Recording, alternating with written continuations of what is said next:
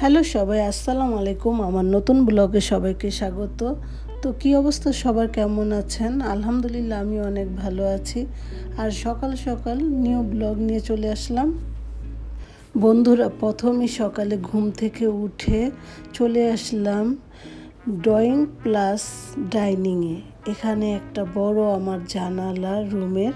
তো এই জানালাটা খুবই স্পেশাল, খুবই সুন্দর আমার রুমের, আর খুব ভালো লাগে আমার এই জায়গাটা।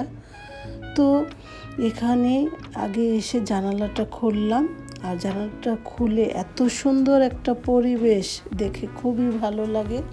আর এই পরিবেশটা আমি সব সময় দেখি। ঠান্ডা ঠান্ডা বাতাস আর ঠান্ডা পরিবেশ, সকালের পাখির কিচিরমিচির আওয়াজ আমাকে মুগ্ধ করে দিয়েছে। তো যাই হোক, এখন চলে যাব আমি ফ্রেশ হতে। তো দাঁত ব্রাশ করে হাত মুখ ধুয়ে চলে যাব নামাজ আদায় করতে। তো নামাজটা তো প্রত্যেকটা মুসলমানদেরই নিজের জন্য বেহেশতের একটা চাবি। তো আল্লাহ যেন সবাইকে হেদায়েত দেয়, আমাকেও হেদায়েত দেয়, যেন সব সময় আমি নামাজ পড়তে পারি।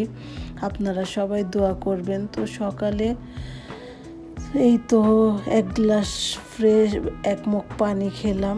পানি খাওয়ার পর নামাজ পড়ে চলে গেলাম কিচেনে। তো কিচেনে যাওয়ার পর যে ধোয়া থালাবাটিগুলো ছিল, থালাবাটিগুলো যেখানে যেটা ছিল সেখানে আবার গুছিয়ে গুছিয়ে রাখছি। তো এই কাপ পিরিচগুলো নামানো ছিল, নাস্তা খেয়েছিলাম, বিকেলবেলা চা খেয়েছিলাম, সেগুলো আবার গুছগাছ করে রাখলাম। তো প্রত্যেকটা গৃহিণীরই মানে গুছগাছ করে কাজ করলে কাজটা কিন্তু দেখবেন সহজ হয়। তো আমি এভাবে আমার একা হাতের কাজ আমি সুন্দর করে এভাবে কাজটা করি, এতে আমার জন্য কাজেরও সুবিধা হয়। তো আমি এরপর নাস্তা বানালাম, খাওয়া দাওয়া করলাম, 2 মেয়েকে দিলাম, হাজব্যান্ডকে দিলাম। তো খাওয়া দাওয়া করার পর চা খেয়ে আবার এখন চলে যাব কাটাকাটি করতে।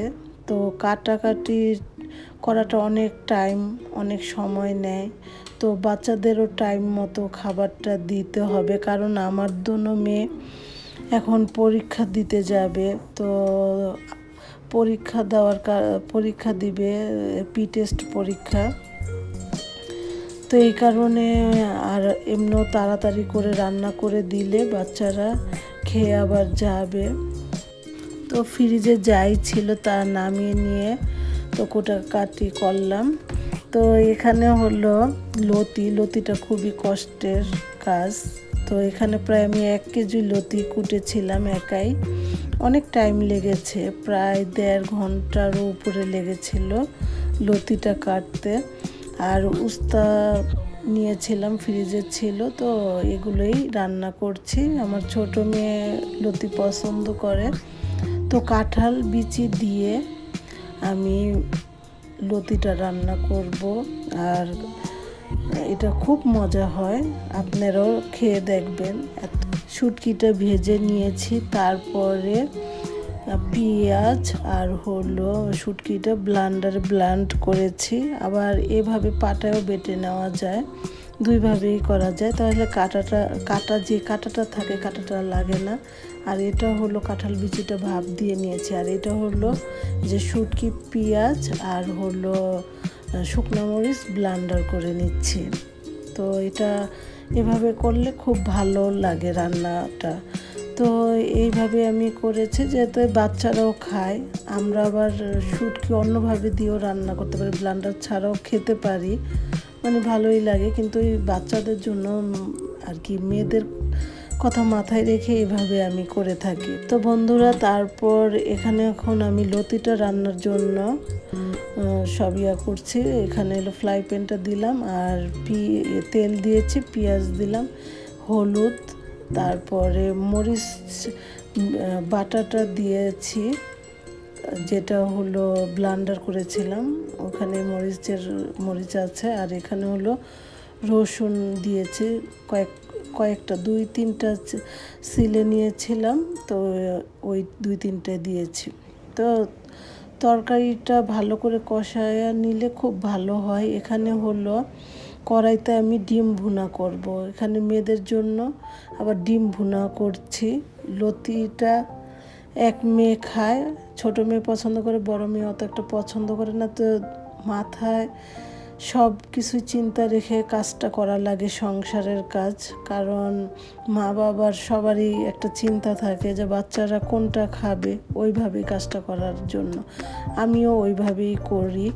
কারণ আমি আর আমার হাজব্যান্ড খেলে তো হবে না, আমার বাচ্চাদেরও খেতে হবে। তো এই জন্য ডিম ভুনাও করে নিয়েছি। ওই চুলায় আবার ডিম ভুনা করার জন্য করলাম, আর এখানে হলো লতিটা রান্না করছি। তো 2 চুলায় রান্না করলে রান্নাটাও ঠিকঠাক মতো হয়ে যাবে। তো যাই হোক, এভাবে রান্নাটা করলে খুব মজা হয়, আর ভালো করে মশলাটা কষায় নিতে হয়, তাহলে খুব মজা হয়। আর এই যে ডিমগুলো ভেজে নিয়েছিলাম, ডিমগুলোও দিয়ে দিলাম। এখন ভালো করে কষায়, আর এভাবে রান্না করলে আমার দুনো মেয়ে খুবই পছন্দ করে, খুব ডিম ভুনাটা আমার হাতের পছন্দ করে। প্রত্যেকটা রান্নায় আমার খুব পছন্দ করে আমার। তো যাই হোক, একটি শিশুর প্রথম বিদ্যালয় হলো পরিবার, তার প্রথম শিক্ষক হলো বাবা মা। একজন সন্তানের ভবিষ্যৎ অনেকাংশে নির্ভর করে বাবা মায়ের সঠিক নির্দেশনা, ভালোবাসা ও ত্যাগের উপর। তাই সন্তানদের প্রতি বাবা মায়ের দায়িত্ব শুধু তাকে জন্ম দেওয়ার মধ্যে সীমাবদ্ধ নয়, বরং তাকে একজন সৎ, শিক্ষিত, মানবিক ও আদর্শ মানুষ হিসেবে গড়ে তোলা প্রত্যেকটা বাবা মার দায়িত্ব। একজন বাবা মায়ের উচিত সন্তানদের মৌলিক চাহিদা, খাদ্য, বস্ত্র, বাসস্থান ও চিকিৎসার ব্যবস্থা করা, পাশাপাশি তাকে মানসম্মত শিক্ষা গ্রহণের সুযোগ করে দিতে হবে। শিক্ষা শুধু বইয়ের মধ্যে সীমাবদ্ধ নয়, সত্যবাদিতা, শৃঙ্খলা, ভদ্রতা, সততা, সহানুভূতি ও অন্যের প্রতি মান সম্মান বোধ ও ছোটবেলা থেকেই শেখাতে হবে। কারণ এসব গুণই একজন মানুষের প্রকৃত অর্থে মহান করে তোলে। তো প্রত্যেকটা বাবা মা আমাদের উচিত ছেলে মেয়েদের সব ছোটবেলা থেকেই আস্তে আস্তে বড় হবে, সব শিক্ষাগুলো একটা বাবা মার থেকেই সন্তানেরা পায়।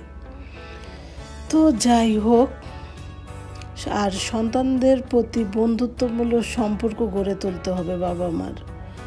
কারণ বন্ধুত্বপূর্ণ সম্পর্ক না গড়ে তুললে আপনার কাছে কখন বাহিরে কি করবে, কি বন্ধুদের সাথে মিশবে, কিংবা এগুলো আপনি জানতে পারবেন না।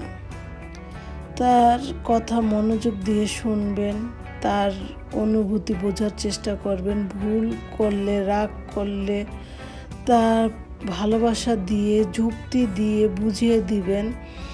অতিরিক্ত শাসন যেমন ক্ষতিকর, তেমনি অতিরিক্ত প্রশ্রয়ও সন্তানের জন্য ভালো নয়। সঠিক ভারসাম্য বজায় রেখে তাকে বড় করে তুলতে হবে। যাক, বর্তমান যুগে প্রযুক্তি সঠিক ব্যবহার শেখাতে ও বাবা মায়ের অন্যতম দায়িত্ব।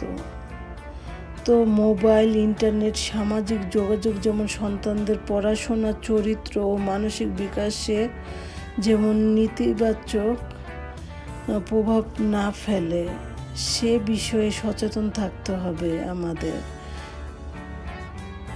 সন্তানদের ধর্মীয় শিক্ষা দিতে হবে। বাবা মা নিজেরাই সন্তানের সবচেয়ে বড় আদর্শ, তাই তারা যদি সততা, পরিশ্রম, দায়িত্ববোধ ও ভালো আচরণের উদাহরণ স্থাপন করেন, তাহলে সন্তানও সেই গুণগুলো সহজে অর্জন করবে। কথার চেয়ে কাজের মাধ্যমে শিক্ষা অনেক বেশি কার্যকর। মনে রাখতে হবে, আজকের সন্তানই আগামী দিনের নাগরিক, ভবিষ্যৎ। একজন সন্তান সুন্দর ভবিষ্যৎ গড়ে তুলতে বাবা মায়ের ভালোবাসা, ত্যাগ, সময়, ধৈর্য ও সঠিক নির্দেশনার কোনো বিকল্প নেই। তাই প্রতিটি বাবা মায়ের উচিত সন্তানের প্রতি নিজের দায়িত্ব আন্তরিকতার সঙ্গে পালন করা, কারণ একজন আদর্শ সন্তান শুধু একটি পরিবার নয়, বরং পুরো সমাজ ও দেশের গর্ব। বিকেলের নাস্তায় বানিয়ে ফেললাম নুডলস। তো ভাজি করেছি, আলু, গাজর আর ক্যাপসিকাম দিয়েছি, আর সাথে গরুর মাংস প্রথমে কষায় নিয়েছি, ছোট ছোট টুকরা করে কষায় নিয়ে তারপরে ভাজিটা করে সাথে মিক্সড করেছি, সাথে ডিম দিয়েছি। আর এভাবে করলে খুব পছন্দ করে আমার বাচ্চাগুলো। তো এভাবে এখন ওদের পরিবেশন করছি, আর ওরা তো পড়াশোনা করছে, একটু ব্যস্ত। তো আমি এর জন্য ওদের জন্য নাস্তা রেডি করে নিলাম, আর এখন সবাই একসাথে খাবো।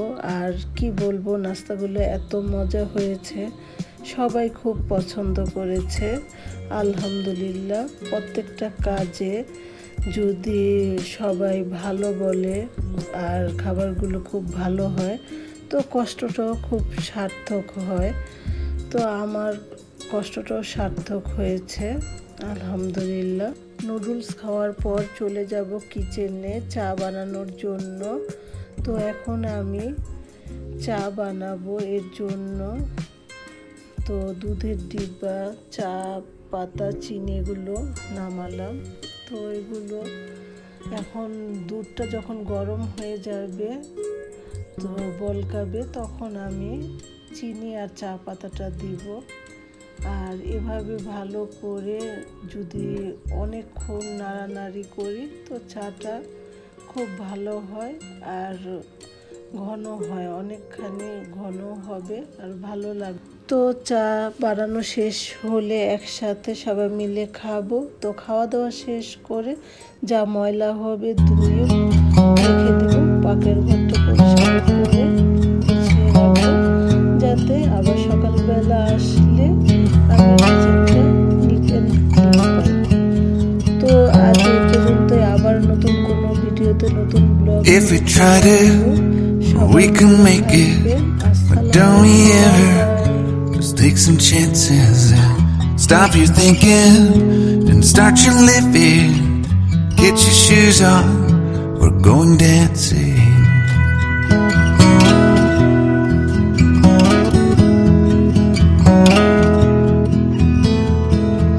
These little problems, we could solve them.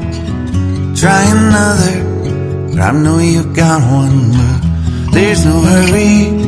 The light's calling in the van we're driving to Austin.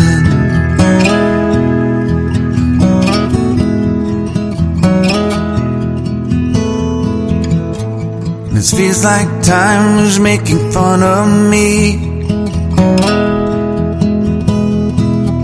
taking away at the walls and I can barely breathe.